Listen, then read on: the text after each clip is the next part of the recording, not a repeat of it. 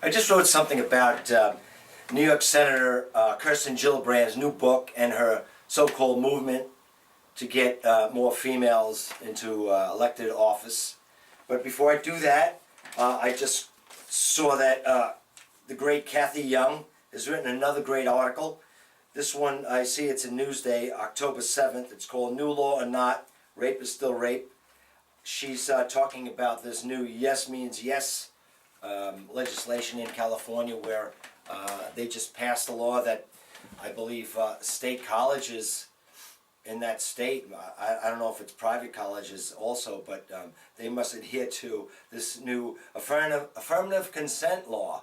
And Governor Cuomo here, Andrew Cuomo here in New York, is enacting that in the state of New York's state colleges. So I got this email from the National Coalition for Men's email list, written by David Golub, and it states, as you may have heard, Governor Cuomo has ordered the State University of New York to use an affirmative consent rule in sexual assault cases, meaning that almost any sexual act that people actually engage in would be considered an assault. Kathy Young also states that here. Even worse, he's planning to push legislation that would extend this to private universities as well. We're asking all New York State residents who support this cause to call the governor's office, 518-474-8390, and respectfully tell him that this needs to stop. I'm definitely going to call him. I'm a New York State resident, and this is really crazy stuff. It's funny. I don't remember where I just read it, but liberals or Democrats used to pride themselves, or progressives actually, that live and let live. You know, gay rights, civil rights, and of course, us in the men's human rights movement, that we really mean it. But it's funny, all these so-called liberals and progressives now all of a sudden are invading our bedrooms. Sounds like traditionalists to me, but with a radical feminist slant. Actually, absolutely crazy. Now we're going to have to say yes to every single move that we make in college now. This is absolute craziness. This is Gestapo stuff. Well, I urge every New York resident who thinks that the government should stay definitely out of our bedrooms to call the governor and tell him that you don't think this is the right thing, or tax dollars should be spent on prosecuting people's private business. The number is 518-474-8390. And also, check out that Kathy Young article. And I have yet to read it, but she is an amazing writer. And please tell her that we also appreciate her sentiments. Common sense. Okay, here's my article, and I call it an open letter to Senator Gillibrand. I really don't have to make comments on it because it pretty much explains itself. If I think of any comments along the way, I'll tell you. Dear Senator Gillibrand, I bought a ticket to see you speak about your new book and other topics, along with Gloria Steinem at 92Y in New York City. I had all intentions of attending and trying to record what I could, and of course, try to FTSU, confront you with the facts. But in the end, I decided to, since I wasn't allowed to record, that I'd eat the ticket and cut my losses. But oh, what I wanted to say. I don't buy the premise of your book, Off the Sidelines, Raise Your Voice, Change the World, that women are discouraged from going into politics, and that we need more female politicians. You and your cohorts, Gloria Steinem and Hillary Clinton, who wrote the foreword to your book, say we need a movement to get women and girls off the sidelines and into politics.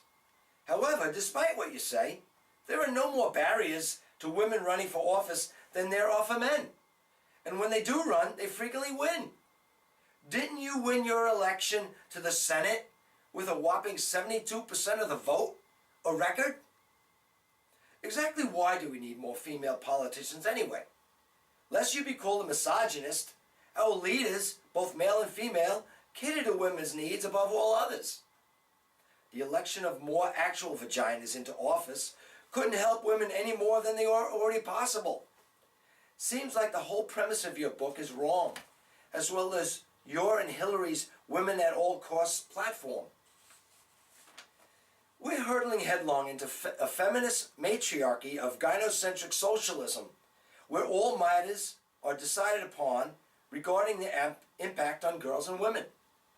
We're already seeing it. Men have no reproductive rights, as women do, yet the focus is now on the right to free contraceptives for women, while men will still have to just keep it in their pants. With Hillary poised to become president, you use victimhood rhetoric to tell America we need more women in office to help women, hoping to someday ride that feminist wave to the White House yourself. You talk about a sticky floor that supposedly keeps many women in low-paying jobs. Well, guess what? Men also know what it's like to be stuck in low-paying jobs, and amazingly, they hate it too. The reality is that this movement to help women is just pushing more female-friendly programs and entitlements that men don't get. And it's not a matter of women's voices not being heard. I hear that you and a group of 20 female senators get together and, I guess, network for women even further. So much for diversity. With programs like VAWA, He for She, It's on Us, and Emily's List, how can you say that women's interests aren't being addressed?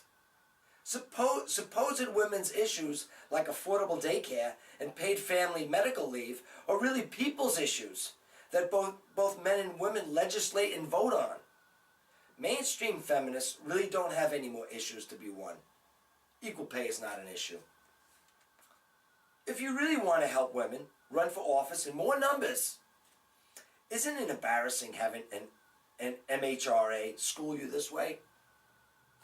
Tell Gloria Steinem now and all the other mainstream feminist groups to stop opposing shared parenting laws so women would be less responsible for children and have more time for a political career. And tell women to ditch the hypergamy and encourage them to get a house husband, take care of him and the children, and have the dutiful wife feminist joke they wish they had. There was great publicity about the stories you told of being called porky and chubby by unnamed colleagues in the Senate. I suspect they're unnamed, so you get victimhood status without fear of retaliation or without any proof. Not that it's not believable. Actually, I think it happened as you said. After all, there are knuckleheads in all walks of life. But what didn't happen was you complaining about it and making a ruckus then and there. You know why you didn't complain? Because as an often foul-mouthed, high-pressure attorney and senator, you obviously brushed it off and moved on. Yet now you expect us to believe you were so thin-skinned that you didn't just brush it off and move on as you did. Foul-mouthed and thin-skinned doesn't jibe.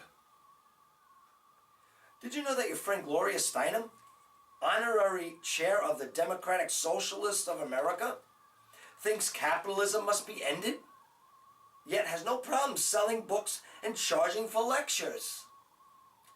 From the DSA website, Democratic Socialists believe that both the economy and society should be run democratically to meet human needs, not to make profits for a few.